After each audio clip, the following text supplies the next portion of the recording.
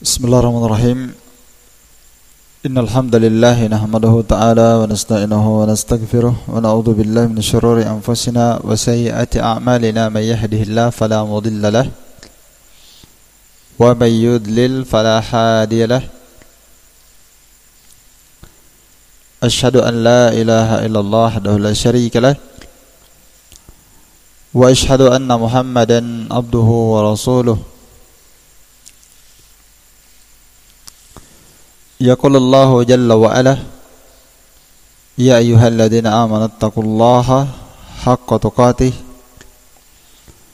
ولا تموتن إلا وأنتم مسلمون وقوله تعالى يا أيها الذين آمنوا اتقوا الله وقولوا قولا سديدا يصلح لكم أعمالكم ويغفر لكم ذنوبكم ومن يطع الله ورسوله فقد فاز فوزا عظيما. أما بعد فإن أصدق الحديث كتاب الله وخير الهدي هدي محمد صلى الله عليه وسلم وشر الأمور محدثاتها فإن كل محدثة بدعة وكل بدعة ضلالة وكل ضلالة في النار. Tayyib, insyaallah kita lanjutkan kembali kajian kita membahas kitab Minhajus Salikin wa Tawdihul Fiqh fid Din karya Al-Allamah Al-Faqih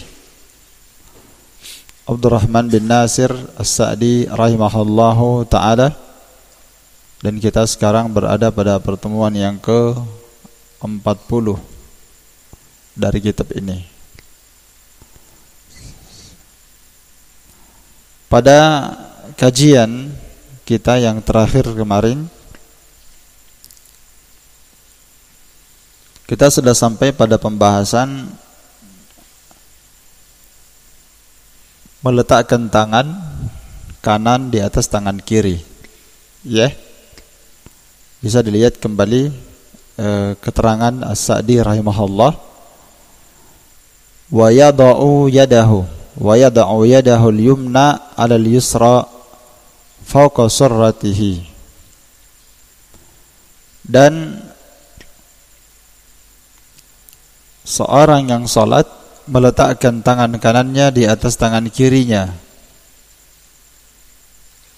Bisa diletakkan fawqa surratihi, bisa diletakkan di atas pusarnya, au tahtaha, bisa di bawahnya, di bawah pusar,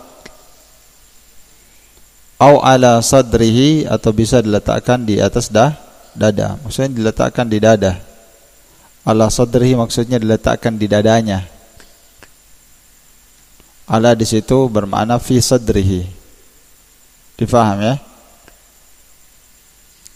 Kalau maksud kalimat fawqa surrati, di atas pusarnya, maksudnya tahta sadri. Sudah dibahas kemarin ya. Iya. Letakkan di atas pusar, maksudnya di bawah dada, di atas pusar, maksudnya di lambung. Sudah kita jelaskan kemarin. Dan kemarin saya telah menyinggung bahwa pendapat yang paling tepat bahwa seorang yang habis bertakbir, takbiratul ihram, itu bersedekap, ya. Itu apa? Bersedekap. Dan bersedekap ini setiap nabi dan rasul itu diperintah bersedekap setelah takbir. Iya.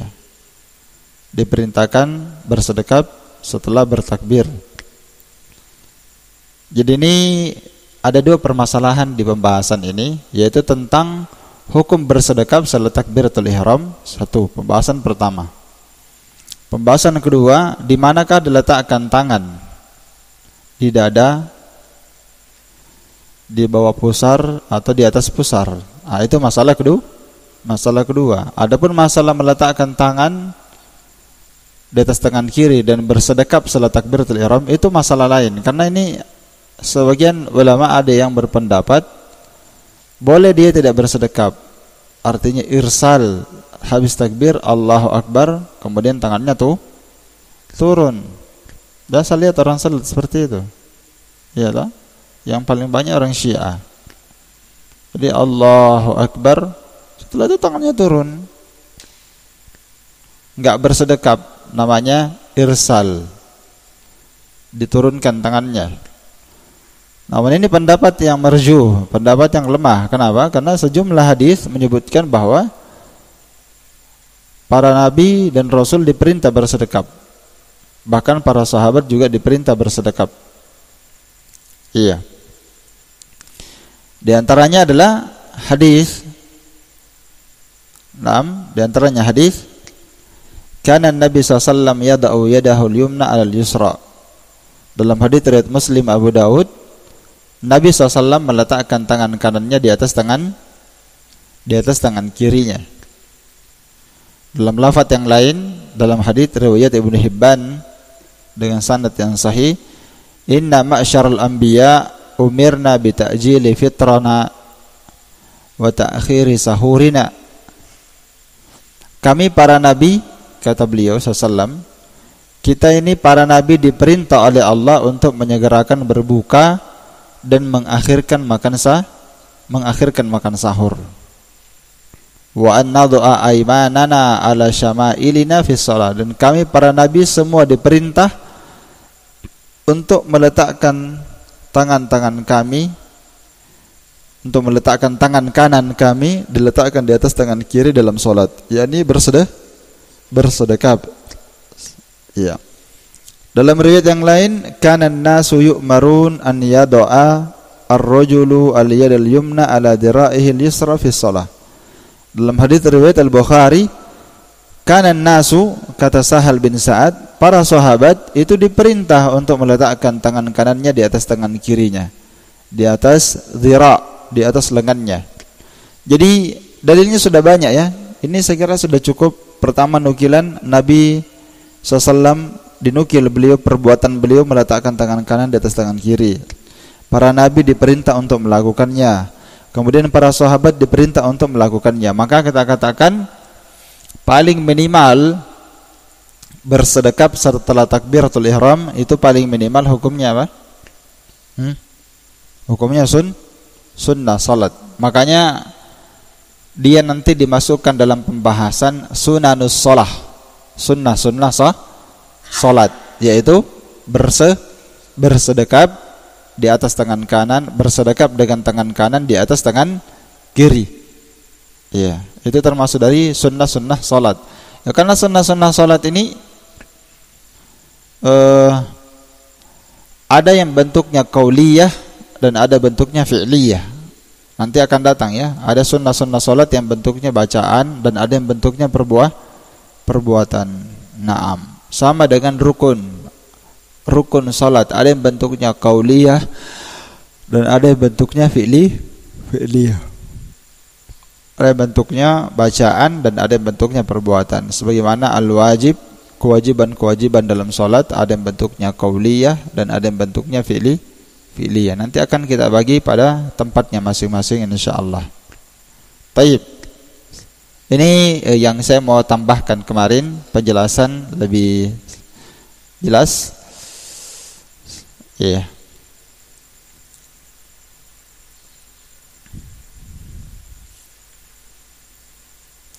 Dan satu tambahan lagi yang belum saya bahas sebelum kita berpindah ke pembahasan yang baru, yaitu tentang kemarin kita sudah sebutkan pembahasan yang kedua, itu masalah meletakkan di dada, meletakkan di atas pusar atau di bawah pusar.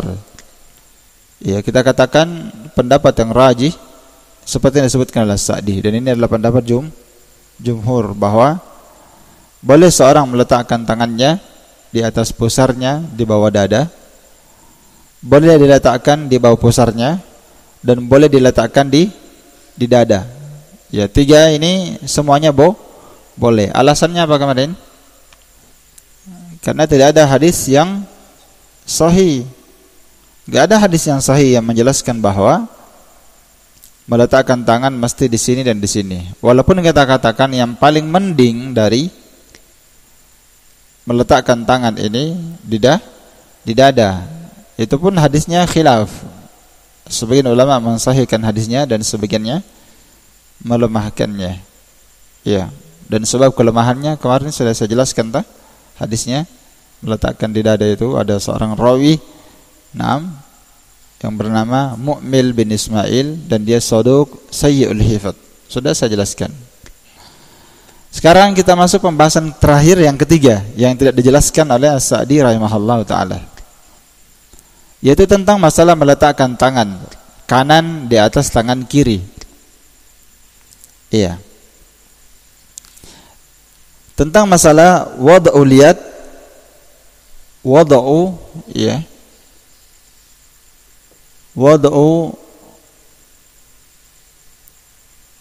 yadil yumna alal yusra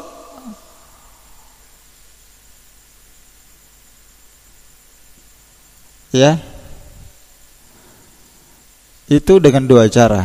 Dengan cara al-wada', yang kedua dengan cara al-qabd.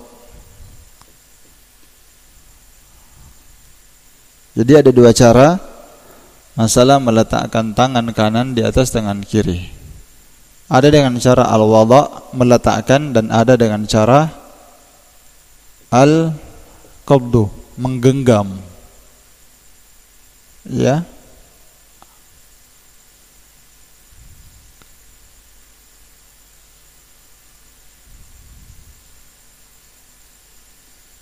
Ada dengan cara al-wada'. Al-wada' itu artinya meletakkan, al-qabd artinya menggenggam.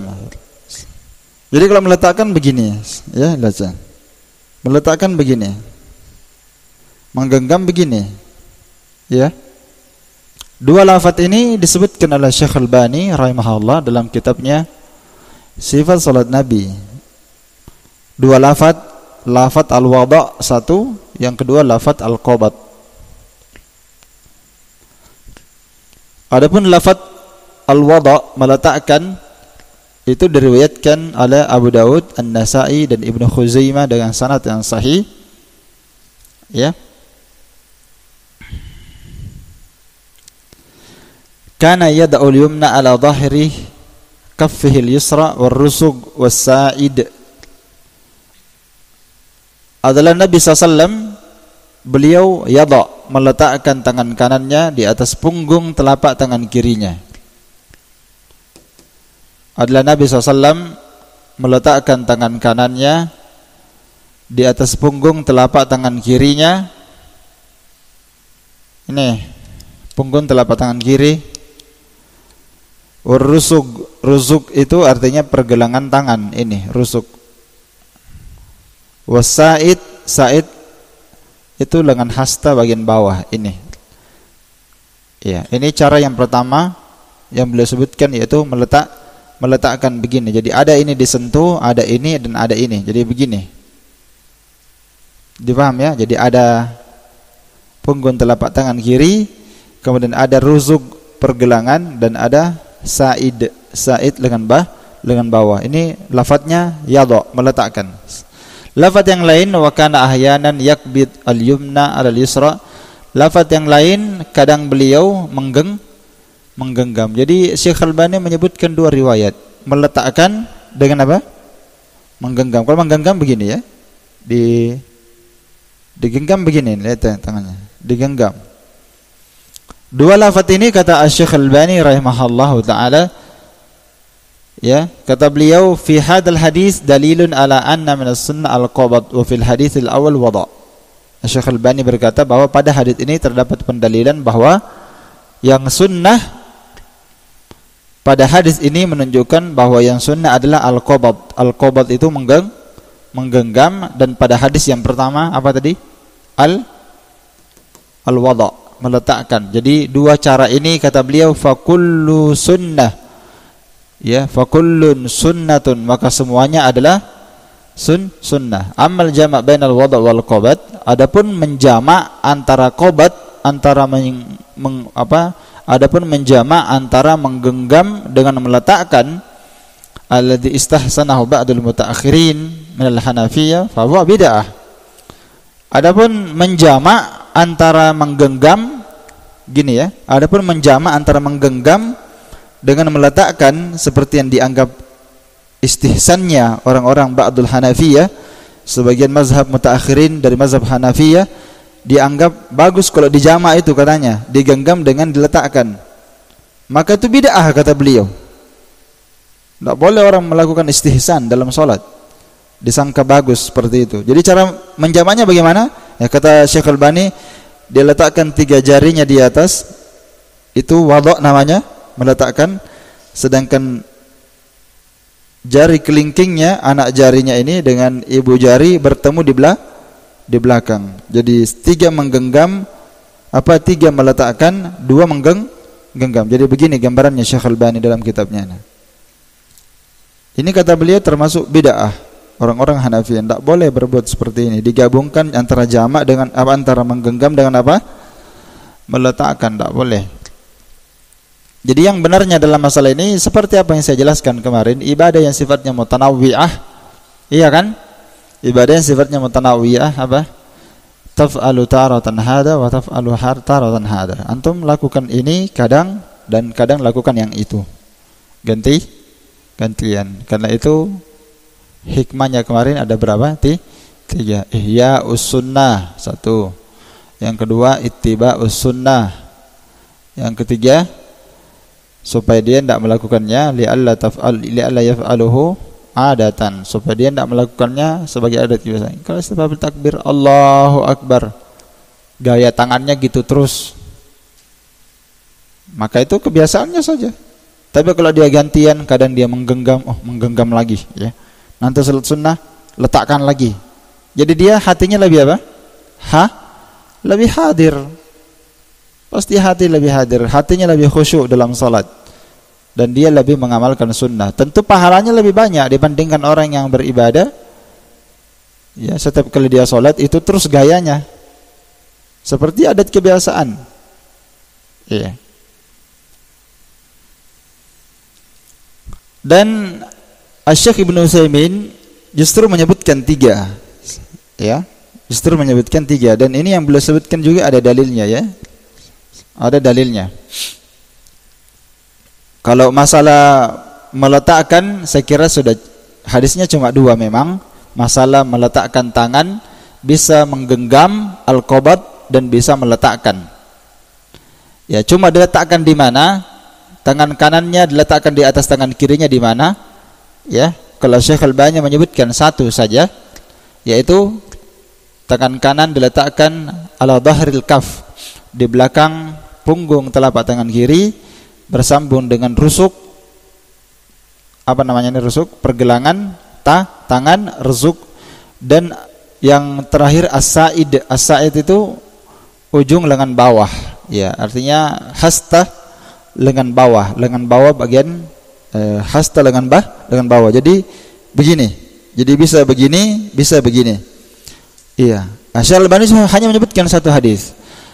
Dan Asy-Syaikh Ibnu Utsaimin rahimahullahu taala berkata bahwa waradat as-sunnah biqabdil ku. Warid dalam sunnah dengan menggenggam al-ku. Menggenggam al-ku itu ini.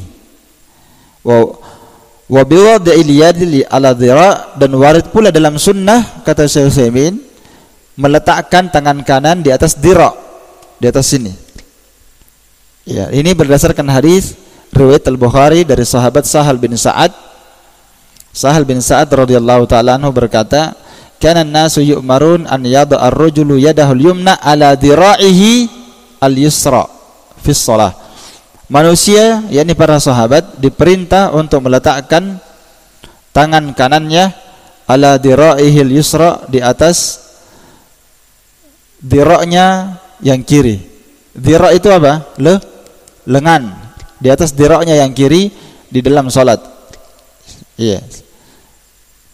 Kemudian lafaz yang kedua kata Asy-Syaikh Utsaimin, dan boleh dia meletakkan di atas tangan kirinya berdasarkan hadis riwayat Muslim. Ini cara yang kedua, bisa diletakkan di atas tangan kiri berdasarkan hadis riwayat Muslim dari sahabat Wa'il bin Hujur, bahwa dia melihat Nabi SAW melakukannya. Dan kata beliau, al-zahir yang diinginkan dengan tangan di sini adalah al-kaf ini, kata Syekh Utsaimin. Itu yang zahir pada hadis ini.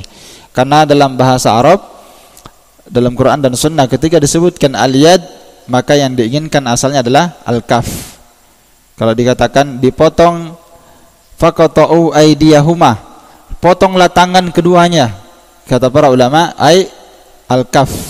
Ini bukan, kalau tangan dari secara bahasa lisan orang secara umum, tangan itu kan ini semua kan, iya. Tapi ketika Allah berfirman faqata'u aydiyahuma, potong tangan keduanya dengan lafaz yad, maka yang diinginkan dengan yad secara bahasa Quran dan Sunnah, yang diinginkan dengannya apa? Ini aja, ini aja. Nggak mungkin yang dipotong langsung ini. Yang dipotong itu dalam syariat hanya sampai pergelangan kaf. Ya, itu bahasa Quran. Kalau dikatakan al-yad, yang diinginkan dengannya apa? Al-kaf. Bisa dipaham ya? Iya. Jadi itu lafaz yang kedua. Kalau lafaz pertama, tangan kanan diletakkan di mana tadi? Di dhira bagian bawah ini satu. Lafaz yang kedua diletakkan di mana? Di al-kaf sini. Lafaz yang ketiga, itu yang disebutkan oleh Syekh Albani, yaitu meletakkan antara kaf, antara punggung telapak tangan kiri, kemudian pergelangan tangan, kemudian lengan bawah. Jadi begini. Ada ini. Kalau cara yang pertama Syekh Utsaimin begini, cara yang kedua seperti ini, cara yang ketiga begini. Semuanya hadisnya sahih, insyaallah. Berputar di atas hadis Bukhari Muslim, kecuali hadis yang disebutkan Syekh Albani, ya, meletakkan di atas telapak tangan, pergelangan dan lengan bawah. Itu hadisnya riwayat Abu Daud, An-Nasa'i, Ibnu Khuzaimah dengan sanad yang sahih. Dan caranya bisa diletakkan dan bisa digenggam. Cuma Syekh Utsaimin menggenggam itu, ya, bisa di sini, ya. Jadi bisa meletakkan dan bisa menggenggam. Ya. Yang keliru itu kalau yang dia pegang itu apa? Sikunya begini. Nah, itu keliru ya. Ya. Dan sebagian ihwa ada yang salat seperti itu. Dia salat, yang dia pegang itu apanya? Gini, sikunya dia pegang. Iya. Jadi kalau saya simpulkan tadi, bisa begini ihwa, satu, dan itu diterangkan dalam hadis riwayat Muslim. Bisa seperti ini, satu. Bisa cara yang kedua di sini. Ini meletakkan ya, dan bisa cara yang ketiga begini. Adapun meletakkan tangan di dhira ini hadisnya Bukhari. Disebutkan oleh Syekh Utsaimin juga dalam Syarhul Mumti jilid 3 halaman 36. Iya. Bisa dilihat nanti ya. Jadi selesai pembahasan kita yang kemarin. Selesai pembahasan kita yang kemarin. Kemudian kita berpindah, ikhwani fiddin, a'azzani Allah wa iyyakum, rahimani wa rahimakumullah jami'an.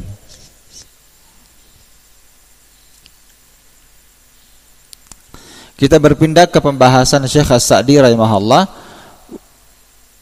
Beliau di sini membahas tentang masalah doa istiftah, iya tak? Wa yaqulu subhanakallahumma wa bihamdika wa tabaraka ismuka wa ta'ala jadduka wa la ilaha ghairuka. Iya.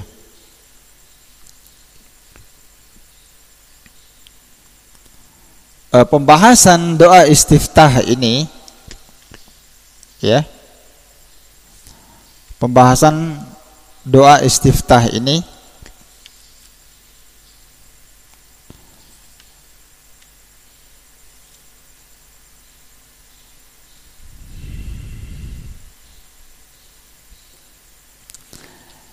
sebenarnya ada pembahasan yang mendahuluinya, yaitu tentang masalah pandangan. Pandangan itu diletakkan di mana? Iya kan? Iya. Sebelum dia memulai membaca doa istiftah, kan pertama dia takbir kan? Allahu Akbar, meletakkan tangan kanan di atas tangan kiri. Di sini ada dua pembahasan yang mau dibahas. Pertama doa istiftah, yang kedua tentang pandangannya di mana dia melihat. Fi haqqil imam wal ma'mum wal munfarid, baik dia sebagai imam, baik dia sebagai makmum, atau baik dia sebagai seorang yang salat sendiri. Iya.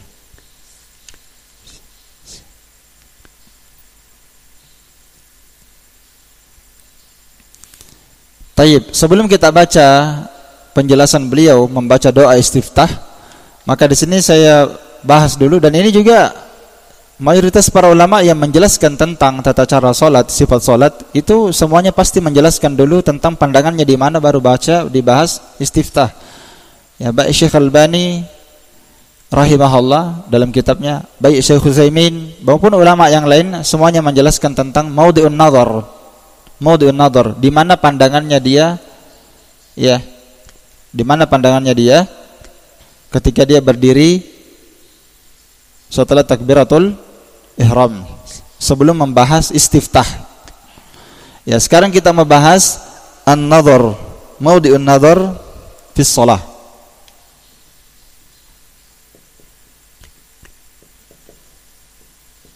Ini pembahasan yang saya mau bahas.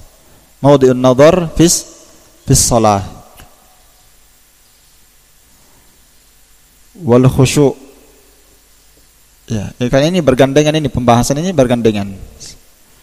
Tempat melihat di dalam salat, wal khusyu', dan tentang pembahasan khusyuk.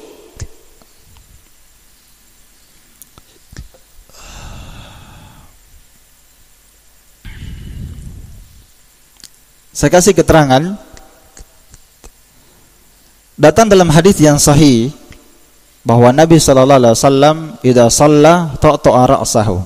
Datang dalam hadis yang sahih riwayat Imam Al-Baihaqi Al-Hakim dan disahihkan oleh Imam Al-Hakim, dan juga hadisnya disahihkan oleh Syekh Albani rahimahullah, bahwa Nabi SAW apabila beliau salat itu beliau menundukkan kepalanya, ya, kepalanya tunduk, warama bibasarihi nahwal ardi, dan beliau melemparkan pandangannya ke bumi, yakni ke tempat sujudnya. Ya, Nabi melemparkan pandangannya kemana? Ke tempat sujudnya. Nah, ini Nabi kalau dia berdiri salat. Dalam lafaz yang lain juga riwayat yang sama, Al-Baihaqi, Al-Hakim, Ibnu Asakir, dan hadisnya disahihkan oleh Al-Albani rahimahullah dalam Irwaul Ghalil, bahwa lamma dakhala al-Ka'bah, ketika Nabi masuk ke Ka'bah salat, ma khalafa basaruhu mawdi'a sujudihi hatta kharaja minha. Nabi SAW tidak pernah memalingkan pandangannya dari tempat sujudnya sampai beliau keluar. Maka dua hadis ini dalil menunjukkan bahwa disunnahkan seorang kalau salat di kondisi dia berdiri, ya, dia melihat ke mana? Ke tempat sujudnya.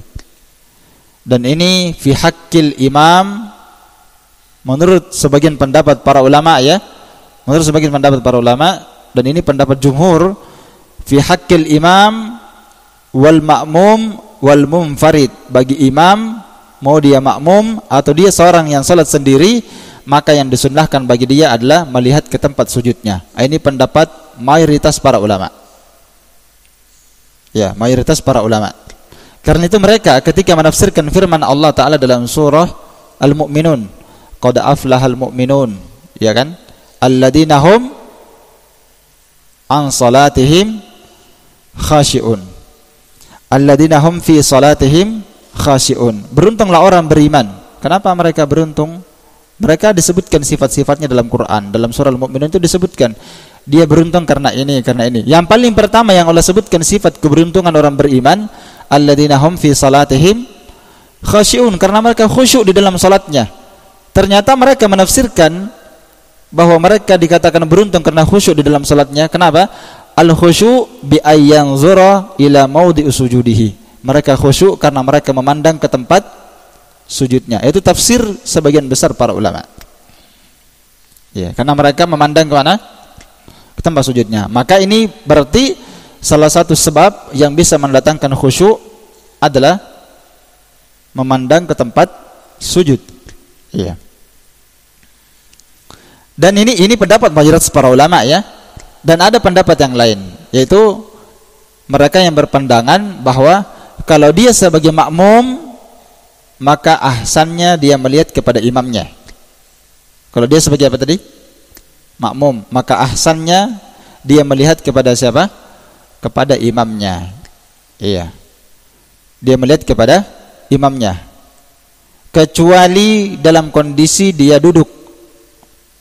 Kecuali dalam kondisi dia duduk di dalam salat, ketika dia tasyahud, ya, maka ahsannya dia melihat ke tangannya. Iya. Dia melihat ke mana? Ke tangannya ketika dia berisyarat. Saya kira antum tahu sudah hadisnya, ya, hadisnya Ibnu Umar. Nabi SAW kalau bertasyahud, Nabi tidak pernah melewati apanya? Jarinya. Jadi kalau dia berdiri, lihat ke tempat sujud. Sebagian ulama mengatakan kalau dia makmum, maka dia melihat kepada imamnya. Kecuali dalam kondisi dia duduk ketika bertasyahud, maka yang afdal dan memang itu yang cocok sudah, yang cocok dengan sunnah. Yang cocok dengan sunnah adalah melihat ke jari telunjuk, karena itu datang dalam hadis. Bukan memandang ke tempat sujud. Karena hadisnya Nabi memandang ke mana? Memandang ke jarinya. Ya. Tapi kalau dia berdiri, maka dia memandang ke depannya. Karena itu sebagian para ulama mentafsil. Ada yang mentafsil, merinci. Kalau dia sebagai imam salat sendiri, maka dia memandang ke tempat sujudnya. Tapi kalau dia sebagai makmum, maka yang afdalnya dia memandang kepada siapa?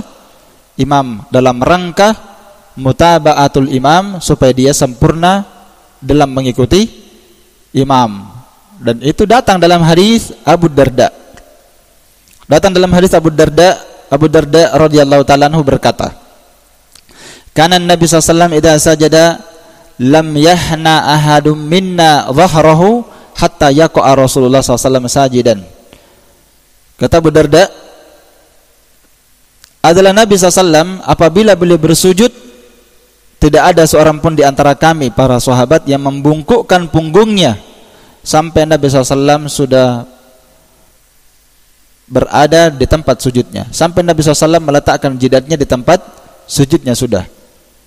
Thumma naqa'u sujudan, ya. Setelah itu baru kami turun bersujud ba'dahu, setelah Nabi SAW. Ini hadis riwayat apa? Muttafaqun alaih. Hadisnya Bukhari Muslim. Jadi di sini ada dua faedah pada hadis ini. Faedah yang pertama, tidak boleh itu makmum membungkukkan punggungnya sampai imam sudah meletakkan jidatnya di mana? Di tempat sujudnya. Dan itu yang dilakukan para sahabat. Kalau sekarang kan baru imam berkata Allah, turun makmum sudah di belakang. Iya kan? Kata Abu Darda, kami enggak ada seorang pun di antara sahabat yang membungkukkan punggungnya sampai Nabi SAW sudah meletakkan jidatnya di mana? Di lantai. Iya. Dan faedah yang kedua, dan ini yang menjadi pendalilan kita, yang dijadikan dalil oleh para ulama oleh hadis ini, mereka berkata dalil ini menunjukkan bahwa annahum yanzuruna ilan nabi. Berarti mereka ini sahabat yang bermakmum, siapa yang dia lihat kalau salat? Ya Nabi, kan jelas ya. Enggak ada yang membungkukkan punggungnya sampai kami melihat Nabi sudah turun bersujud. Dan itu dalam rangka apa? Yatahaqqaq mutaba'atul imam. Dalam rangka supaya kita bisa sempurna mengikuti imam. Jadi kalau kita salat, lihat imamnya. Kalau dia sebagai apa? Makmum. Iya. Walaupun dalam masalah ini kata Syekh Ibnu Utsaimin wal amru fihi wasi. Dalam masalah ini sebenarnya ada keluasan. Ada keluasan. Seorang melihat, kata beliau, seorang melihat ila ma huwa akhsha lahu, ya, yanzurul insan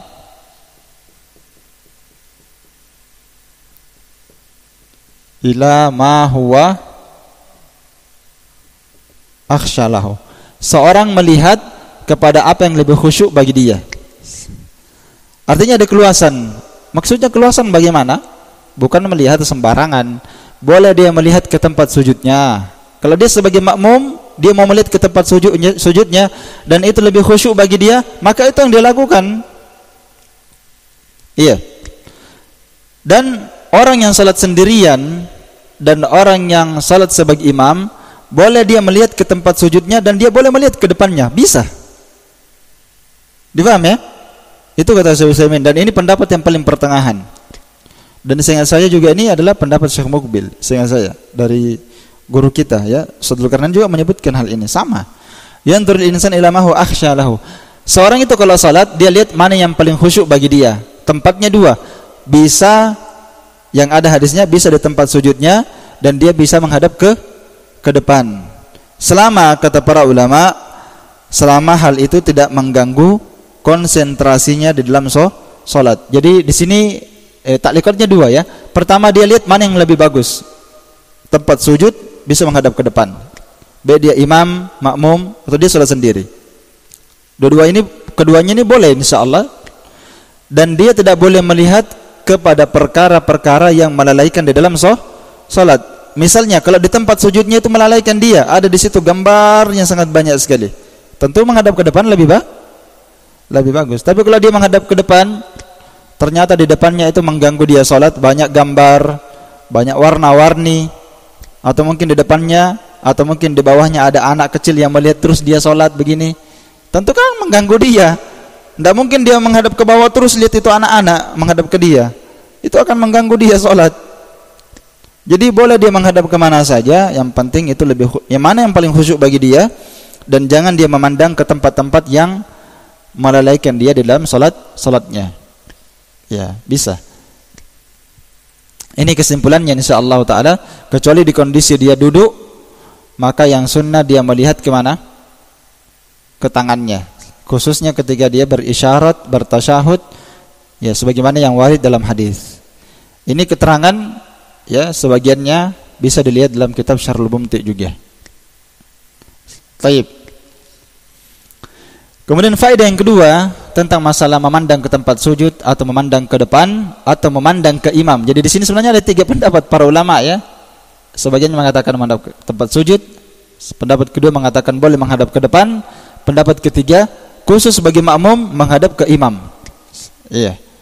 Jadi kita katakan semuanya ada keluasan. Boleh dia lihat mana yang paling bagus, mana yang lebih khusyuk. Yang penting jangan dia melihat ke tempat yang melalaikan dia. Kalau dia sebagai makmum, apalagi di saf kedua, boleh dia menghadap ke depan kalau itu enggak menghalangi dia dari khusyuk. Tapi kalau ada tulisan-tulisan di bajunya, warna bajunya mengganggu dia, maka jangan dia menghadap ke sana. Ini faedah pertama ya. Faedah yang kedua, dan ini faedah penting sekali yang saya mau sebutkan, faedah yang kedua. Asy-Syaikh Al-Albani rahimahullah taala berkata, pada 2 hadis ini tentang pandangan Nabi ke tempat sujud tadi yang sudah kita sebutkan, pada 2 hadis ini menjelaskan bahwa yang sunnah itu seorang memandang ke tempat sujudnya, dan janganlah dia melakukan seperti yang dilakukan oleh sebagian orang yang salat, yaitu takmidul ainain fi shalah, yaitu memejamkan mata di dalam salat. Ya kan, kalau tadi bisa mandang ke tempat sujud, bisa mandang ke depan, bisa mandang pada imam, bisa dilihat imamnya misalnya. Ini semua dalil menunjukkan bahwa salat itu enggak ada tempat menutup mata, enggak boleh orang menutup matanya dalam salat. Karena ini termasuk dari perkara yang dilarang, kata beliau, wa khairul hadi hadi Muhammadin sallallahu alaihi wasallam, dan sebaik-baik petunjuk adalah petunjuk siapa? Nabi sallallahu alaihi wasallam. Iya. Karena itu para ulama, di antaranya Imam Ibnu Qayyim dan ulama yang lainnya, mereka mengatakan bahwa ikmadul ainain, menutup mata di dalam salat, ya, itu paling minimal makruh tasyabbuh terhadap orang kafir. Iya. Jadi menutup mata dalam salat itu paling minimal makruh, karena dia adalah bentuk tasyabbuh bil kuffar. Siapa dia? Tasyabbuh kepada orang Majusi, kata sebagian para ulama. Tasyabbuh kepada orang Majusi, karena orang Majusi itu mereka ini memejamkan mata mereka ketika mereka beribadah kepada an-niran, ketika mereka beribadah kepada api. Jadi mereka beribadah di depan api, dia tutup matanya. Itu tasyabbuh bil kuffar. Dan sebagian para ulama mengatakan menutup mata dalam salat tasyabbuh dengan orang Yahudi, karena orang Yahudi dalam beribadah mereka juga menutup matanya. Maka Nabi SAW tidak menganjurkannya dan tidak melakukannya. Iya. Jadi ada yang mengatakannya tasyabbuh kepada Majusi, sebagian ulama mengatakan tasyabbuh dengan orang Yahudi. Iya. Terus kalau dia berkata, ya, saya kalau menutup mata lebih khusyuk. Iya. Ada yang berkata misalnya, kalau ada orang berkata, saya lebih khusyuk kalau menutup mata di dalam salat, kata Syekh Utsaimin, al-jawab, kasih dia jawaban, la taf'al, jangan kamu berbuat seperti itu. Li'anna hadzal khusyuk, karena khusyukmu ini yang kamu dapatkan dengan cara berbuat yang dilarang, itu khusyuk yang datang dari syaitan. Memang kamu khusyuk, tapi khusyuknya datang dari syaitan, bukan dari Allah. Kenapa? Karena kamu khusyuk dengan cara yang tidak dilakukan Nabi SAW. Iya kan?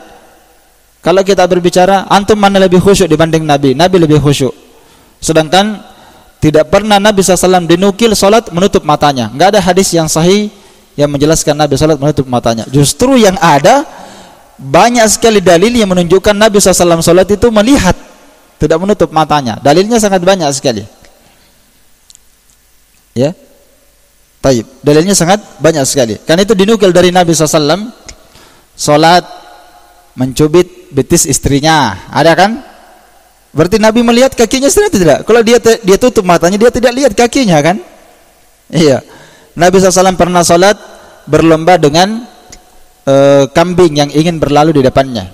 Iya, sudah dua kan? Iya, Nabi SAW berlomba. Nanti akan datang hadisnya. Jadi Nabi ketika melihat ada kambing ingin berlalu di depannya, maka Nabi maju ke depan dalam hadis tersebut sampai Nabi menempelkan perutnya ke dinding. Baru kambing itu lewat di belakang. Berarti Nabi melihat atau tidak? Melihat. Dalil ketiga, Nabi SAW salat di atas mimbar.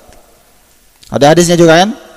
Nabi SAW kalau ruku dan sujud, Nabi SAW kalau salat berdiri di atas mimbar, ruku di atas mimbar. Nabi kalau mau sujud turun ke bawah mimbar. Nanti kalau berdiri lagi naik lagi ke atas mimbar. Melihat atau tidak ini? Melihat. Dalil lain, Nabi SAW salat pernah mencekik syaitan. Iya kan? Sampai kata Nabi, saya merasakan dinginnya lidahnya syaitan. Kalau seandainya kata Nabi SAW, saya tidak mengingat Nabi Sulaiman, maka saya akan ikat jin itu di tiang masjid supaya anak-anak Madinah mempermainkan dia. Tapi saya ingat Nabi Sulaiman. Nabi Sulaiman sudah berdoa dalam Al-Quran supaya dia diberikan kekuasaan dan kerajaan apa yang tidak diberikan kepada setelahnya. Maka kekuasaan terhadap jin, memang Nabi Sulaiman menguasai jin ya. Maka Nabi SAW mengingat itu, maka akhirnya Nabi SAW mengurungkan niatnya. Dan tadinya syaitan itu berlalu di depan Nabi, dan Nabi mencekiknya, karena Nabi berkata, jangan kalian membiarkan orang yang salat berlalu di depan kalian. Jadi Nabi ini melihat itu tidak? Melihat. Dalilnya mana lagi? Ditambah, Nabi salat melihat surga, melihat neraka. Sampai Nabi pernah salat maju. Dalam riwayat yang lain, Nabi SAW pernah salat mundur ke belakang. Ternyata Nabi melihat neraka. Kata beliau, ya Rasulullah, kenapa antum salat tadi? Kata beliau, saya melihat surga dan saya melihat saya melihat pohon di dalam surga.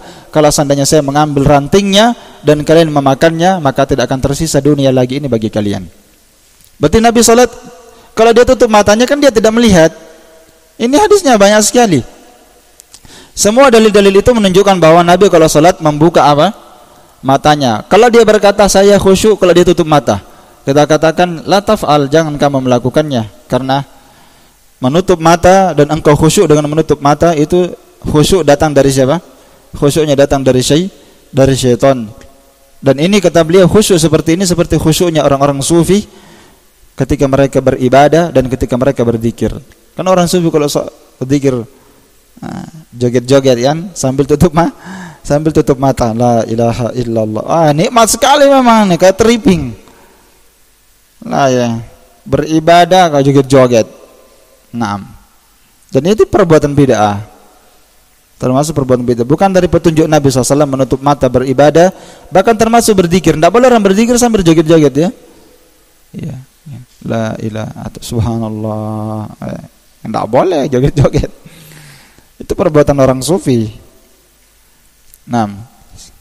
Dan termasuk di antara pembahasan memandang ke tempat sujud yang dibahas para ulama, ya, karena ini adalah sebab yang mendatangkan khusyuk. Tidak boleh seorang menoleh ke kanan dan ke kiri. Tidak boleh iltifat yaminan wa shimalan. Itu pembahasan juga yang dibahas dalam pembahasan kita yang kita kasih judul di atas itu.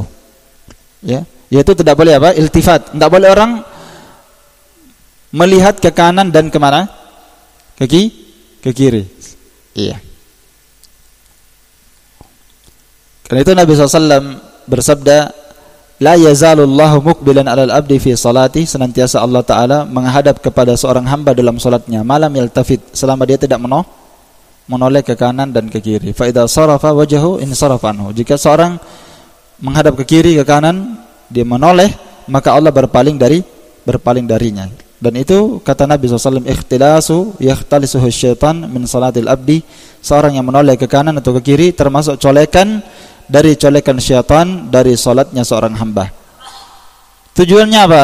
Supaya dia tidak khusyuk. Itu kan memalingkan orang dari khusyuk. Kalau salat dia lihat sana, sampai ada orang yang salat dia hafal samping kiri kanannya. Iya, dia hafal samping kiri kanan Abdullah, samping kanan Abu Muhammad, di depannya. Nah, hafal orang di samping kiri kanan, depan dan belakangnya. Nah, ini nggak boleh orang salat seperti ini. Inna fi salati la syughla, kata Nabi SAW, sesungguhnya dalam salat itu adalah kesibukan yang sudah cukup menyibukkan dia. Artinya jangan dia mengambil kesibukan yang lain. Karena salat itu sudah cukup menyibukkan. Tidak boleh orang menoleh ke sana kemari. Dan menoleh ini hukumnya paling minimal makruh. Paling minimal apa? Kita katakan makruh. Kecuali kalau dia menoleh sampai dia membelakangi kiblat, maka itu membatalkan salatnya kata para ulama. Kalau dia menoleh sampai setengah begini, gini setengah-setengah kan, itu masih tidak membatalkan kata para ulama. Kecuali kalau dia sudah menoleh sampai karena terlalu goyang-goyang sekali akhirnya begini-begini ya. Ini kan gulu sekali. Sampai dia menoleh, dia belakangi kiblat.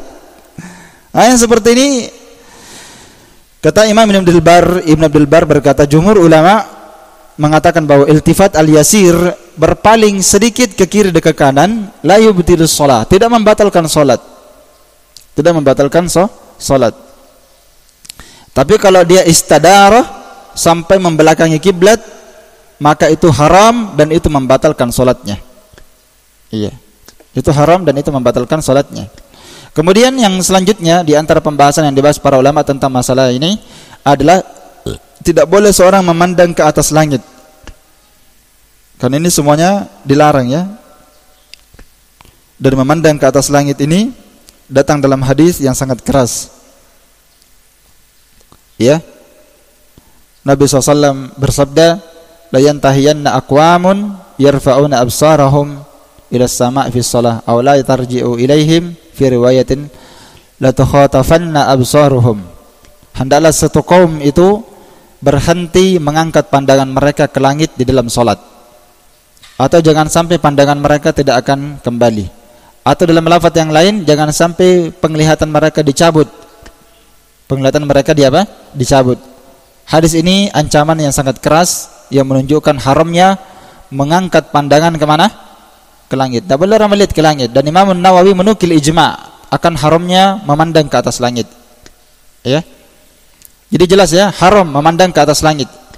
Bahkan kata Syekh Ibnu Utsaimin, sebagian para ulama berpendapat siapa yang salat diangkat pandangannya ke langit, maka salatnya batal. Ini pendapat sebagian para ulama ya. Maka salatnya apa? Batal. Wajib dia mengulang salatnya yang baru. Iya. Ini keras ya, ancamannya keras sekali.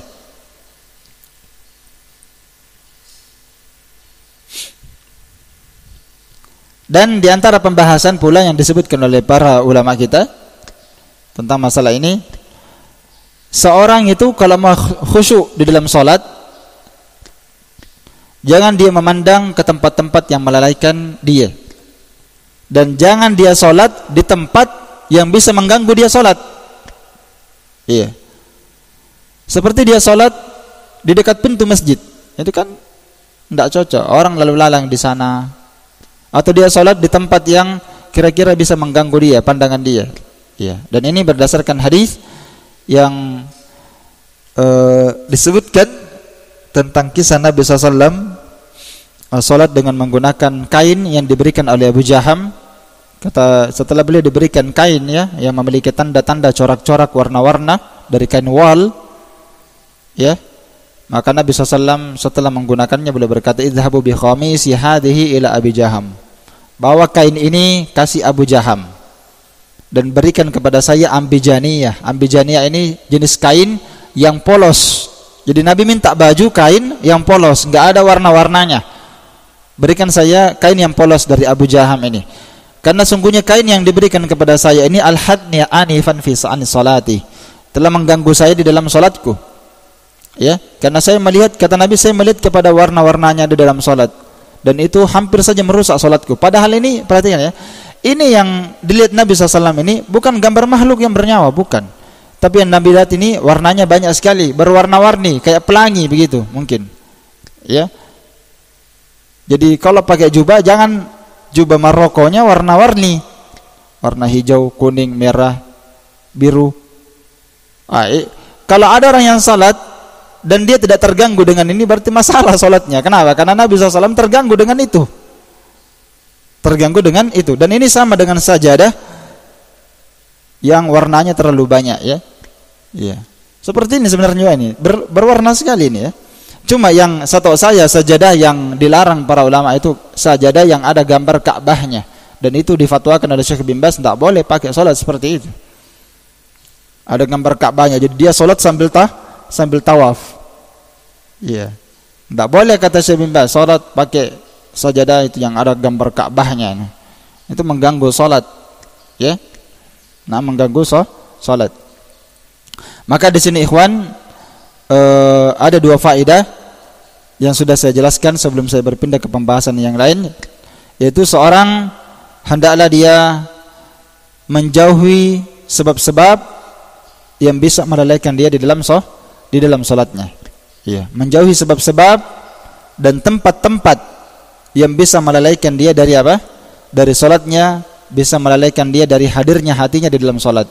Karena itulah ittifaq ahlul ilmi, sepakat para ulama ahlul ilmi, ya, dimakruhkan seorang salat menghadap perkara yang melalaikan dia di dalam salat. Seperti apa? Pertama, gambar, suar, gambar. Yang kedua, api, tidak boleh.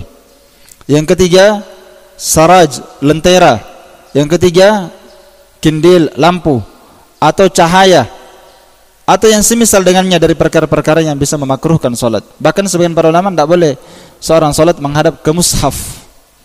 Ya, sebagian para ahli fikih mengatakan tidak boleh salat menghadap ke mushaf karena itu mengganggu dia. Semua yang bisa menjadi bacaan-bacaan, ya. Termasuk misalnya ada di sini tulisan di papan tulis, tidak boleh kita salat di sini lalu di sini tulisan banyak. Nanti dia salat, dia baca ini nahwu di sini. Iya kan? Ja'a Muhammad, ja'a fil madi mabni al-fath la mahala min al-i'rab. Muhammad fa'il. Sambil salat dia baca al-Fatih, dia baca i'rabnya juga ini. Kan mengganggu dia namanya. Ya, jadi para ulama ittifaq tidak boleh salat menghadap ke mana tadi? Gambar. Itu makruh. Suar, gambar. Yang kedua, tidak boleh salat menghadap ke api.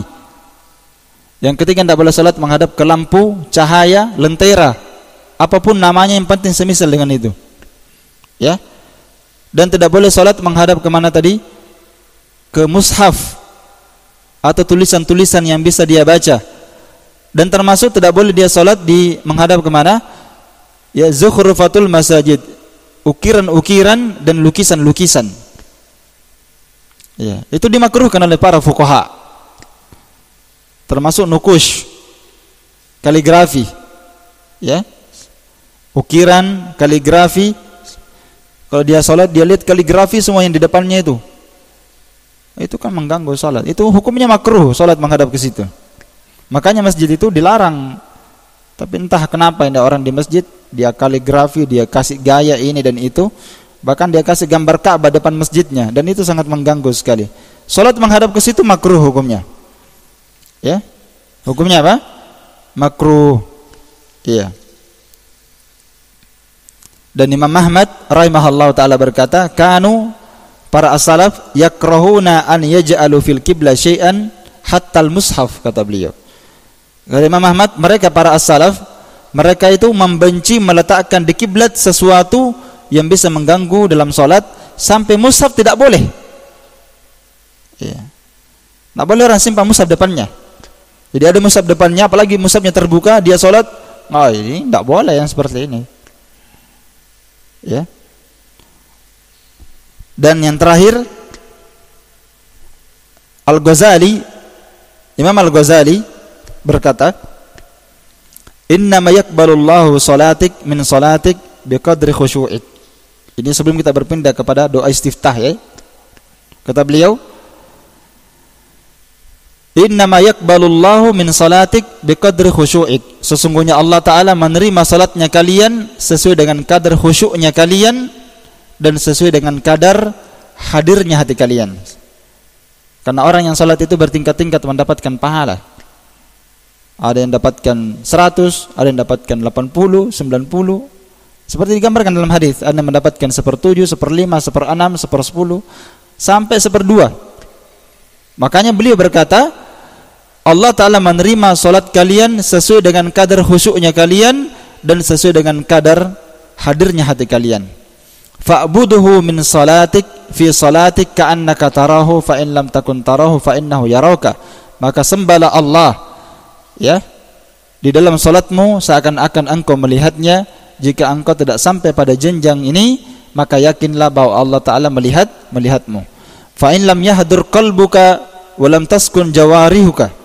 Maka apabila hatimu tidak hadir dalam salat dan anggota badanmu juga tidak tenang, fahadha likusuri ma'rifatika bi jalalillahi ta'ala, maka ini karena kekuranganmu dalam mengenal Allah Subhanahu wa ta'ala. Fa'alij qalbaka asahu ayyahdura ma'aka, maka obatilah hatimu itu, semoga hatimu itu bisa hadir di dalam salatmu. Fa innahu, karena sesungguhnya laisa laka min salatik, kamu tidak mendapatkan bagian dari salatmu illa ma aqalta minha, kecuali apa yang kamu akali dari salat itu. Ini luar biasa nih kalimat ya. Dan ucapan Imam Al-Ghazali ini seperti yang dikatakan oleh para ulama kita, di antaranya Al-Imam Asy-Syaikh Shalih Al-Fauzan. Ucapan Al-Ghazali itu kadang diambil, kadang dinukil oleh para ulama, tapi kitabnya jangan dibaca. Yang menukilnya adalah siapa? Para ulama yang menukilnya. Adapun bagi penuntut ilmu, thulabul ilmi, enggak boleh dibaca bukunya Imam Al-Ghazali seperti Ihya Ulumuddin. Sampai Syekh Shalih Al-Fauzan berkata, bukan Ihya Ulumuddin tapi apa? Haya Ulumuddin. Ya, Ihya ya. Kalau Ihya itu artinya menghidupkan ya. Kalau beliau menafsirkannya ular ya, ularnya agama. Ya, apa bahasa Arabnya ular? Hayyatul hayya ya, Hayyatul Ulumuddin. Ya, boleh kata beliau ular ya, enggak boleh dibaca buku beliau. Tapi kalau menukil dari beliau dalam kitabnya Imam Al-Ghazali ada maslahatnya dan ada manfaatnya, kata Syekh Shalih Al-Fauzan. Tapi yang mengambilnya siapa? Para ulama. Adapun kita masih banyak buku yang bagus dibaca. Jadi jangan heran kalau ada para ulama menukil ucapan siapa? Imam Al-Ghazali, enggak ada masalah. Iya. Kalau mereka menukilnya, mengambilnya. Tapi itu tidak untuk konsumsi umum. Naam. Bukan untuk konsumsi umum. Dan tentunya di sini kalau antum mau lebih melengkapi pembahasan ini, antum cari faedah asbabul khusyuk fi shalah. Nah, nanti antum tambahkan sendiri asbabul khusyuk fi shalah. Ya, baru lengkaplah pembahasan antum, baru antum berpindah ke pembahasan apa? Ya, pembahasan setelahnya. Dan sebab-sebab untuk khusyuk di dalam salat itu sangat banyak sekali ya. Puluhan, sangat banyak sekali. Banyak para ulama yang menulis tentang hal ini. Sebab khusyuk di dalam salat.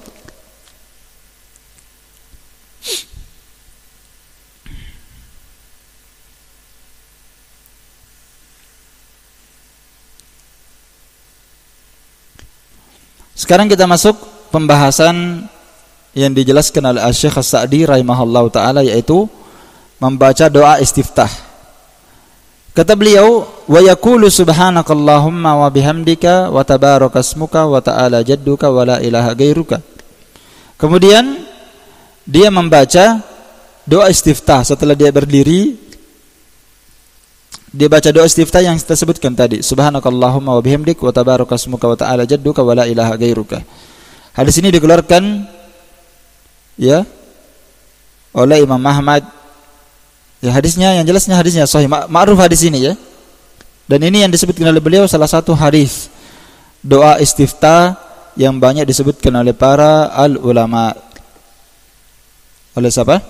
Para al-ulama.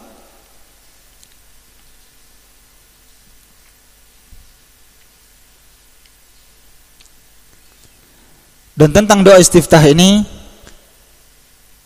ya, menurut pendapat yang paling kuat, dia adalah sunnah salat. Iya. Dia adalah apa? Sunnah salat. Ya, sunnah salat terbagi dua, sudah kita sebutkan tadi, ada sunnah qauliyah dan ada sunnah fi'liyah. Dan doa istiftah ini termasuk sunnah qauliyah. Sunnah qauliyah. Iya. As-Sa'di rahimahullah ta'ala menyebutkan satu jenis doa istiftah. Kata beliau di kelanjutan ucapannya, aw ghairahu minal istiftahat al-warida anin nabi. Dan selain daripada bacaan ini, dari doa istiftah yang warid dari Nabi SAW. Jadi yang masyhur itu apa? Doa istiftah. Iya. Walaupun yang biasa kita dengarkan doa apa? Iftitah. Boleh istiftah, boleh iftitah. Jelas? Jadi warid banyak ya. Asy-Syaikh Al-Albani dalam sifat salat Nabi menyebutkan 12. Doa istiftahnya berapa? 12 beliau sebutkan. Banyak sekali. Dan ini yang disebutkan oleh beliau, subhanakallahumma wa bihamdik, ini termasuk doa yang paling bagus dibaca. Dan saya lihat ulama belakangan termasuk Syekh Muhammad bin Abdul Wahhab dalam kitab salatnya, beliau kan punya kitab salat Adabul Masyi ila Shalah, dan itu kitab bagus sekali ya. Sudah disyarah oleh Syekh bin Baz juga. Kitab adab-adab berjalan menuju ke tempat salat. Bagaimana adabnya orang yang salat? Mulai dari rumahnya sampai dia keluar, sampai dia salat, sampai dia salam, sampai dia pulang. Gimana adabnya? Syekh Muhammad bin Abdul Wahhab punya tulisan tentang itu. Adabul Masyi ila Shalah. Disyarah oleh Syekh bin Baz. Dan beliau hanya menyebutkan doa istiftah hanya ini saja. Dan sejumlah para ulama yang datang setelahnya, mereka hanya menyebutkan doa istiftah ini saja, yang pendek, ringkas, tapi maknanya bagus. Apalagi kalau mau ajari orang awam. Kalau kita ajari orang awam, ya kita kasih dia doa iftitah yang gampang saja, yang mudah, yang maknanya bagus. Dan tentang doa iftitah ini yang beliau sebutkan, subhanakallahumma wa bihamdik wa tabarakasmuka wa ta'ala jadduk wa la ilaha ghairuk, Imam Ahmad rahimahullah ta'ala berkata, ana adhabu ila hadal istiftah, saya berpendapat di atas doa iftitah ini. Padahal Imam Ahmad menghafalkan banyak hadis tentang doa iftitah. Kata beliau, saya berpendapat, bermazhab dengan doa istiftah ini. Ya, kenapa? Falaula anna nabi kana yaquluhu fil faridah ma fa'ala dzalika Umar wa aqarruhul muslimun. Ya. Kenapa? Karena Nabi SAW senantiasa membaca doa istiftah ini di dalam salat fardu. Kalau seandainya Nabi tidak melakukannya, maka tidak mungkin hal itu dilakukan oleh Umar Ibn Khattab dan ditakrir oleh seluruh kaum muslimin. Jadi Nabi sering baca doa iftitah ini, dan yang dipilih oleh sahabat Umar Ibn Khattab juga doa iftitah ini. Dan sebagian sahabat memilih doa iftitah ini, ditakrir oleh sebagian kaum muslimin. Dan bahkan Al-Majduddin, ya, pengarang matan Nailul Awtar ya. Pengarangnya kan namanya Al-Majduddin, kakeknya Ibnu Taimiyah itu yang tulis itu. Matannya Nailul Awtar. Ya, saya lupa namanya ya. Apa namanya matannya itu Nailul Awtar, dikarang oleh Majduddin, kakeknya Ibnu Taimiyah. Beliau berkata di situ, beliau berkata dalam kitabnya, dalam sebagian kitabnya, ikhtarahu Abu Bakar Ibnu Mas'ud. Bahkan doa iftitah ini, subhanakallahumma wa bihamdik, ini doa iftitah yang dipilih oleh Abu Bakar As-Siddiq dan dipilih oleh sahabat Abdullah bin Mas'ud. Wa jahara Umar bihi, bahkan pernah Umar menjaharkan itu kalau salat. Karena dia mau kalau orang menghafalkan doa itu. Iya. Umar biasa menjaharkan doa iftitah ini kalau salat. Ya dulu ala annahu afdal. Ini dalil menunjukkan bahwa doa iftitah ini adalah doa yang sangat afdal dibaca.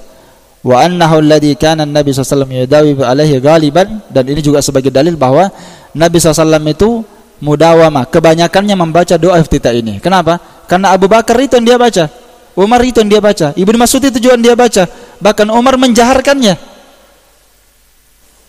Ya, makanya kenapa banyak para ulama yang memilih doa iftitah ini. Dipaham ya? Iya. Walaupun kita katakan masih ada doa iftitah yang lain. Iya. Tapi kebanyakannya ini yang dipakai biasanya para sahabat. Masih ada doa iftitah yang lain. Seperti apa? Ya, seperti yang masyhur, Allahu Akbar kabira. Nah, ini paling masyhur ya. Ya, dari kecil kita sudah hafal ini. Allahu Akbar kabira walhamdulillahi katsiran wa subhanallahi bukratan wa asila. Sampai di situ. Ya, karena hadisnya ketika ada sahabat yang membaca doa iftitah ini, Allahu akbar kabira walhamdulillahi katsiran wa subhanallahi bukratan wa asila, istaftaha bihi rajulun minas sahabah. Sebagian sahabat ada yang membaca doa iftitah ini, kemudian didengarkan Nabi SAW. Lalu Nabi SAW berkata, ajibtu laha futihat laha abu sama. Saya sangat takjub dengan doa istiftah tersebut. Sesungguhnya langit-langit, pintu-pintu langit dibuka karena doa itu. Pintu langit dibuka karenanya. Jadi Nabi memuji orang yang membaca doa iftitah, Allahu akbar kabira walhamdulillahi katsiran wa subhanallahi bukratan wa asila. Tapi sampai di situ saja. Kalau masyarakat muslim, mereka sambung doa iftitahnya, Allahu akbar kabira walhamdulillahi katsiran wa subhanallahi bukratan wa asila. Inni wajjahtu wajhiya lilladzi fatara samawati wal ard hanifan musliman wa ma ana minal musyrikin. Inna salati wa nusuki wa mahyaya lillahi rabbil alamin la syarika lahu wa bidzalika umirtu ana awwalul muslimin. Panjang sekali. Iya. Ternyata itu doa iftitah lain itu. Dan kita sudah punya kaidah kemarin, enggak boleh orang menggabung-gabung itu doa iftitah. Enggak boleh. Karena itu Syekhul Islam berkata bahwa semuanya itu sabit dari sunnah Nabi SAW. Ya. Dan Nabi SAW, kata Syekhul Islam Ibnu Taimiyah, lam yakun Nabi SAW yudawim alal istiftah wahid qat'an, kata beliau. Tidak pernah Nabi SAW itu membaca doa iftitah satu macam terus menerus itu terus dibaca, tidak. Dan tidak boleh pula orang menjamak doa iftitah, tidak boleh. Kalau dibaca Allahu akbar kabira walhamdulillahi katsiran wa subhanallahi bukratan wa asila, langsung disambung wajjahtu wajhiya lilladzi fatara samawati wal ard hanifan musliman wa ma ana minal musyrikin inna salati wa nusuki, disambung. Maka dia berarti dia baca doa istiftah. Dia baca dua doa istiftah. Dan itu tidak boleh. Karena Nabi tidak pernah membaca doa iftitah itu bersamaan dua atau tiga. Yang ada itu satu. Kadang dibaca di tempat yang lain, doa istiftah yang lain lagi.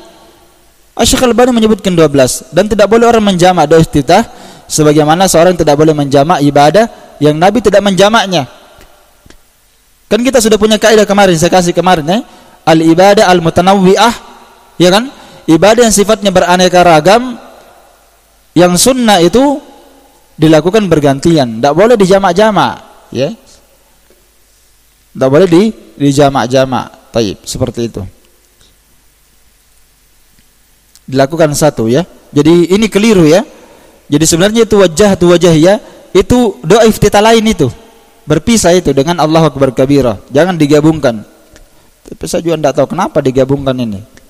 Itu pun mereka membaca inni wajjahtu wajhiya lilladzi fatara samawati wal ardi musliman wa ma ana minal musyrikin inna salati wa nusuki wa mahyaya wa mamati lillahi rabbil alamin la syarika lahu wa bidzalika umirtu wa ana, dia kata wa ana minal muslimin. Ya, yang sahih wa ana awwalul muslimin. Iya. Dan itu sebenarnya kalau mau dibaca itu, perhatikan ya, ini sudah berapa kesalahannya? Sudah dua, ya. Dia jamak. Ya, apa yang Nabi SAW tidak jamak. Kesalahan kedua, wa ana minal muslimin. Di situ lafadznya wa ana awwalul muslimin harusnya. Sudah dua kesalahannya. Kesalahan yang ketiga, doa iftitah itu sebenarnya panjang, tidak boleh dipotong. Itu kan dipotong sampai mana? Wa ana minal muslimin. Terpotong sudah sampai situ kan? Saya bacakan kelengkapannya ini, ya. Sebenarnya itu masih ada sambungannya. Mana sambungannya?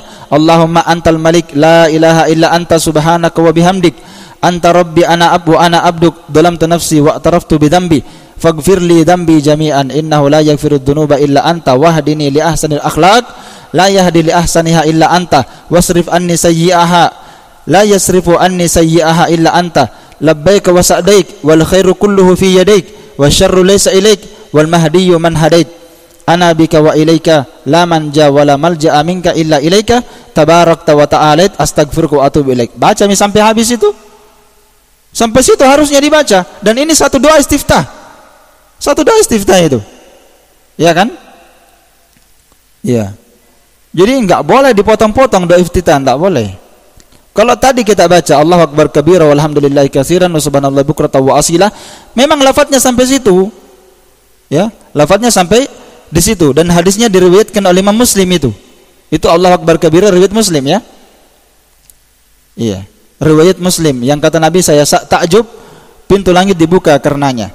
Ya, dalam hadis riwayat Muslim Abu Awana dan disahihkan oleh Imam Tirmidzi, dan ya dari Sa'id bin Jubair atau dari sahabat Jubair bin Mut'im, dia mendengarkan Nabi membaca Allahu Akbar kabirah ya di salat sunnah beliau. Iya, di salat apa? Sunnah beliau. Jadi boleh dibaca di salat wajib, di salat sunnah. Dan kita punya kaidah ya, disebutkan oleh Syekh Utsaimin, apa yang boleh dalam salat sunnah maka itu boleh dalam salat wajib. Apa yang boleh dalam salat sunnah maka itu boleh dalam apa? Salat wajib, tidak ada halangan. Apalagi bacaan yang lain, doa iftitah yang bagus dibaca. Di sini saya sudah sebutkan dua ya. Yang bagus dibaca, yang pertama subhanakallahumma wa bihamdik wa tabarakasmuka wa ta'ala jadduka wa la ilaha ghairuka.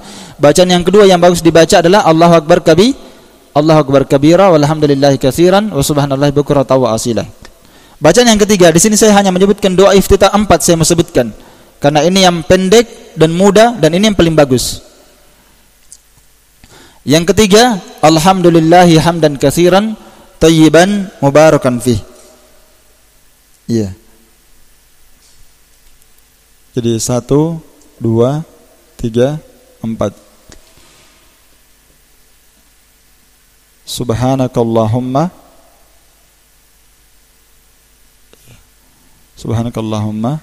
ini yang pertama yang disebutkan oleh Sa'di ya. Yang kedua Allahu Akbar kabiran walhamdulillahi katsiran. Seterusnya Allahu Akbar kabira walhamdulillahi katsiran wa subhanallahi bukratan wa asila. Yang ketiga alhamdulillahi hamdan katsiran. Alhamdulillahi hamdan katsiran. Alhamdulillahi hamdan katsiran thayyiban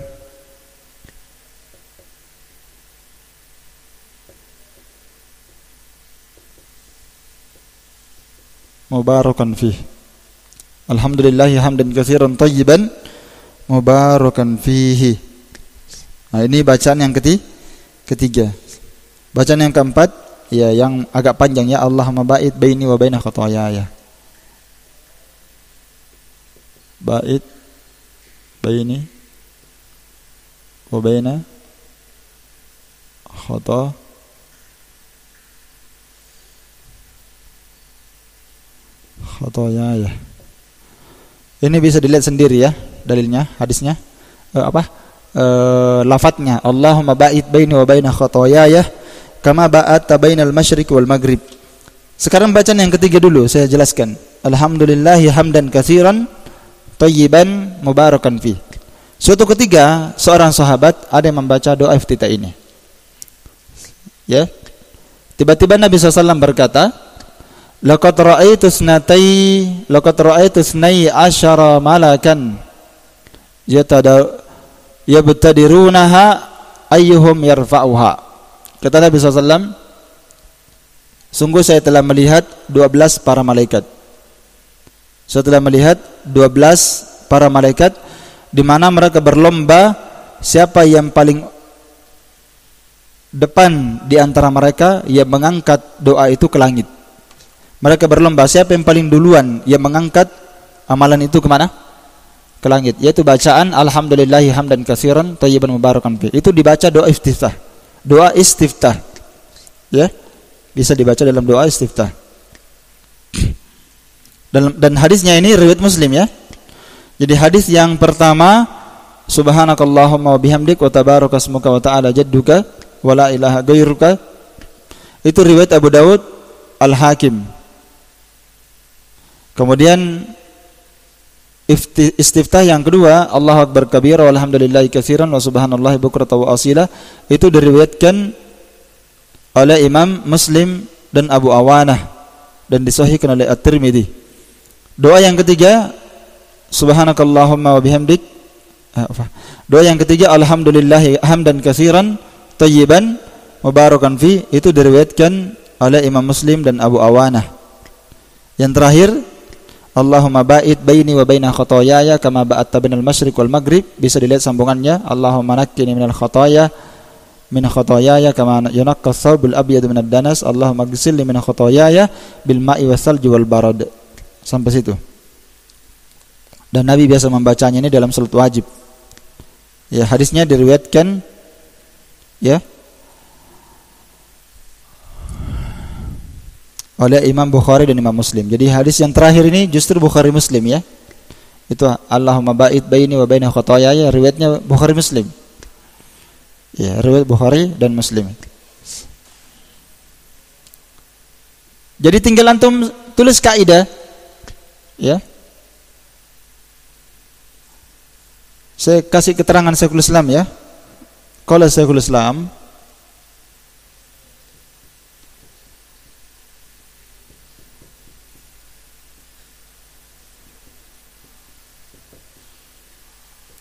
qala Syekhul Islam Ibnu Taimiyah, al-istifta' ats-tsabitah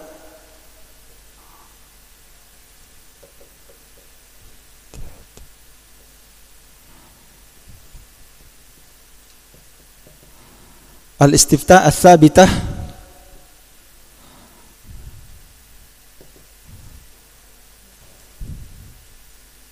kulluha sa'igatun.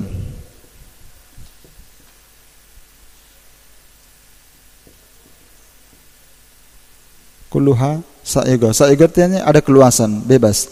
Bittifaqil muslimin.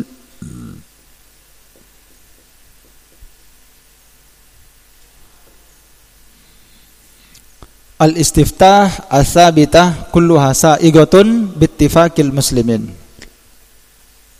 Walam yakun nabi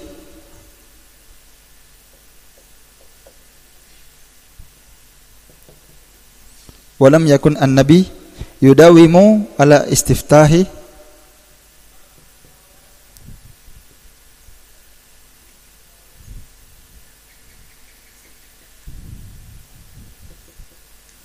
ala istiftahi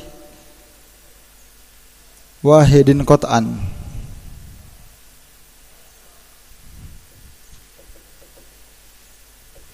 Ya. Wal afdal ayati al ibadat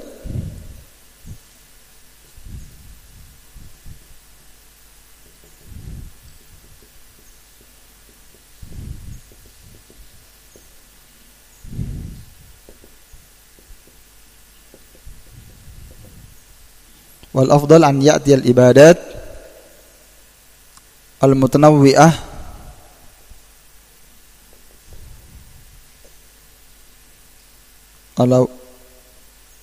ala wujuhin mutanawwi'ah.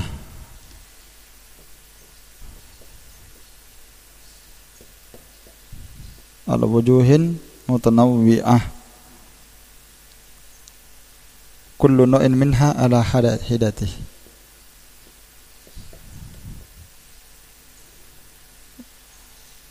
Kullu nu'in minha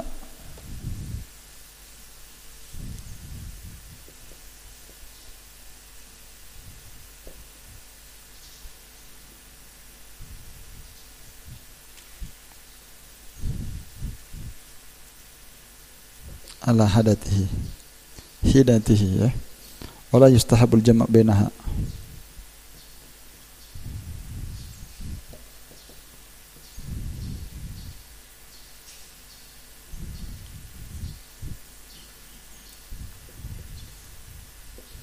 Wala yustahabul jama' bainaha. Ya.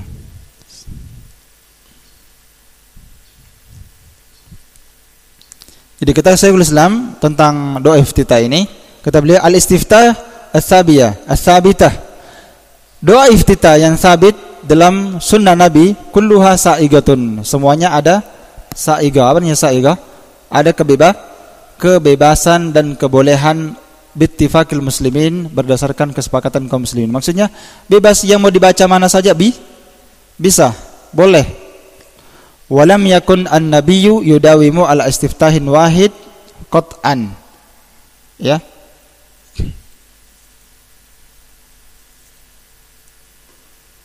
Salah tulisannya ini ya.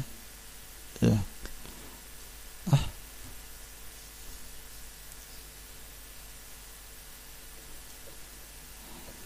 Dan Nabi SAW tidak pernah yudawimu, tidak pernah terus menerus membaca satu jenis doa istiftah Quran secara pasti dan secara pasti. Nabi tidak pernah membaca doa istiftah itu terus satu yang dibaca, enggak pernah. Jadi berarti dibaca kadang ini kadang itu, ya kan? Kan itu kata beliau, wal afdal an ya'tiyal ibadat al mutanawwi'ah, yang afdal mendatangi ibadah yang sifatnya beraneka ragam. Ya, ibadah yang sifatnya beraneka ragam, yang afdal itu an ya'tiyahu, dia mendatanginya ala wujuhin mutanawwi'ah, dia mendatanginya dengan cara beraneka ragam pula, yakni dia lakukan secara bergantian maksudnya. Kullu nau'in minha ala hidatih, setiap jenis dari jenis ibadah yang beraneka ragam itu diamalkan ala hidatihi, di atas tempatnya masing-masing. Diamalkan di tempatnya masing-masing. Diamalkan kadang ini kadang itu maksudnya. Wala yustahabul jama' bainaha, dan tidak boleh dia menjamak antara doa iftitah tersebut. Tidak boleh dia menjamaknya. Cuma ini saya lupa kasih keterangannya di mana ini ucapan beliau. Saya lupa kasih marajiknya, saya lupa.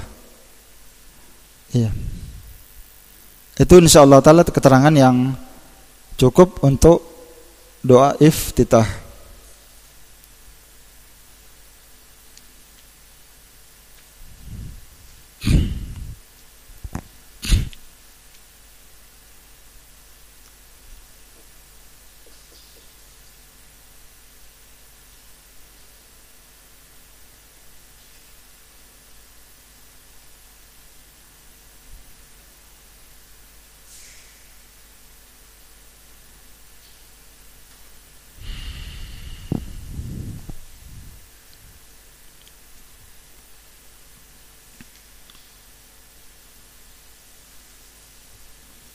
Dan tentang doa iftitah ini saya tambahkan lagi satu faedah. Nabi SAW ketika membaca doa iftitah itu Nabi SAW diam, ya, sakata. Nabi SAW diam. Dalam hadis Abu Hurairah disebutkan itu hadis, kana Rasulullah SAW idza kabbara fi shalah sakata hunayatan qabla an yaqra. Ya, ini faedah. Kata Abu Hurairah adalah Nabi SAW apabila beliau bertakbir dalam salat, beliau diam sejenak. Jadi habis takbir Allahu Akbar, Nabi diam sejenak qabla an yaqra, sebelum beliau membaca. Karena kalau dia membaca kan dijaharkan sudah kan, didengarkan tak? Tapi di situ Nabi diam sejenak. Iya. Ini kata Syekh Utsaimin dalam salat jahriyah. Ya, kan kalau salat sirriyah enggak mungkin dia diam baru berucap, enggak. Kan diam terus sampai selesai salat. Ya. Ini dalam salat jahriyah, zuhur, maghrib, isya dan subuh. Nabi diam sejenak. Iya. Nabi diam sejenak. Karena itu kata as-salaf, as-saktah saktatan. Diam di dalam salat ada dua tempat. Tidak ada tempat yang ketiga. Diam yang pertama ketika membaca apa?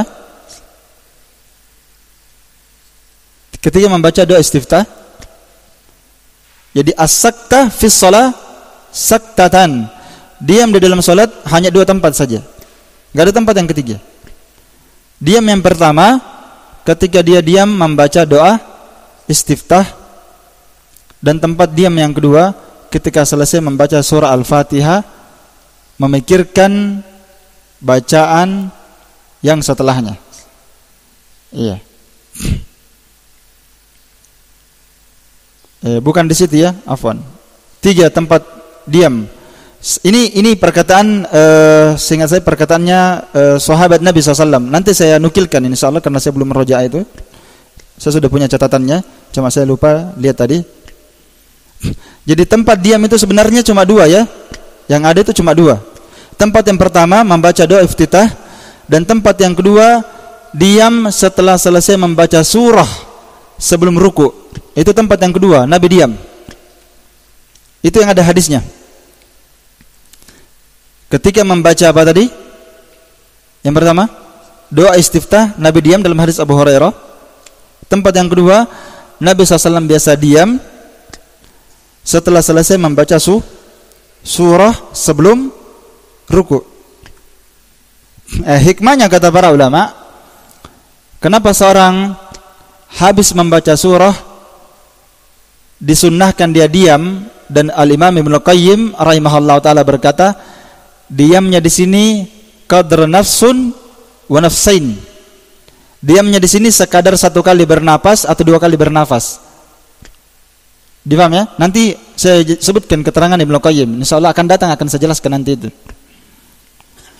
Kenapa disunnahkan diam di situ?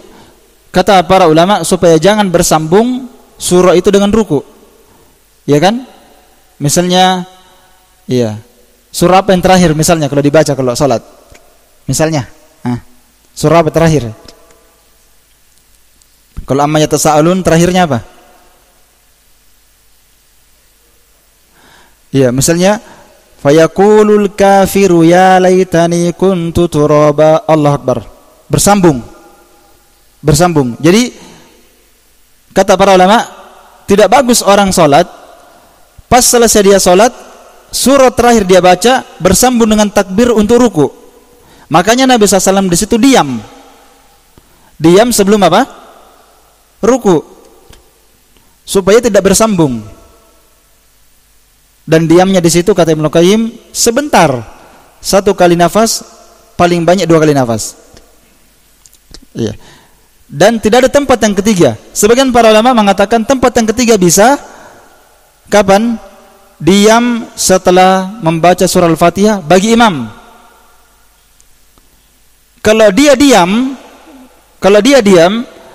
dengan tujuan berpikir surah apa yang dia mau baca, maka itu boleh kata para ulama. Tapi kalau dia diam untuk memberikan kesempatan kepada makmum membaca Al-Fatihah, maka itu bid'ah. Enggak boleh. Dia diam di tempat yang Nabi tidak melakukannya. Dipaham maksudnya? Jadi kalau dia diam, misalnya waladhdallin, dia diam, kasih kesempatan orang baca Al-Fatihah, enggak boleh diam di situ. Enggak ada tempat diam dalam salat kecuali apa yang dilakukan Nabi SAW saja. Tapi kalau diam bukan dengan tujuan memberikan orang kesempatan baca Al-Fatihah, tapi dia berpikir, yang seperti ini boleh atau tidak? Ya boleh. Boleh dia berpikir surah apa yang mau dia baca. Ya, dia berpikir misalnya surah ini yang dia mau baca. Dia diam sejenak baru dia baca surah, maka diam di situ boleh. Adapun kalau diam selain daripada tujuan itu, maka tidak boleh dia diam di situ. Harus dia lanjutkan bacaannya. Iya. Harus dia lanjutkan apa? Bacaannya. Jadi dia baca doa iftitah itu di situ dia diam ya. Habis takbir dia diam sejenak baru dia baca doa iftitahnya. Dan doa iftitahnya tadi sudah kita sebutkan, dia tinggal pilih saja mana yang bagus dia baca. Allahumma ba'id baini wa baina khotoyaya kah? Atau Allahu akbar kabira, atau yang paling bagusnya tadi kita sebutkan subhanakallahumma wa bihamdik wa tabarakasmuka wa ta'ala jadduka wa la ilaha gairuk. Dan kalau seorang baca doa iftitah ini asalnya dia faham maknanya ya. Jangan dia baca dia tidak faham maknanya. Kenapa banyak para ulama memilih doa iftitah ini? Karena ini maknanya luar biasa ini. Subhanakallahumma wa bihamdik ini terkandung di dalamnya makna tauhid. Ya, terkandung di dalamnya makna apa? Makna tauhid yang sangat bagus, sesuai dengan syahadat ya, semakna dengan syahadat.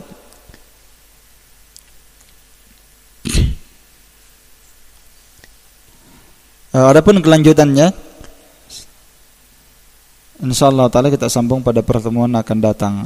Kelanjutannya beliau akan membahas tentang isti'adah. Sebelum jadi kelanjutannya nanti ini isti'adah baru al-qiraah. Iya, isti'adah a'udzubillahi minasyaitonirrajim baru basmalah, sudah basmalah baru qiraah, baru membaca surah. Dan ini pembahasan penting ya. 3 pembahasan ini penting ya. Taib al-isti'adah, terus al-basmalah,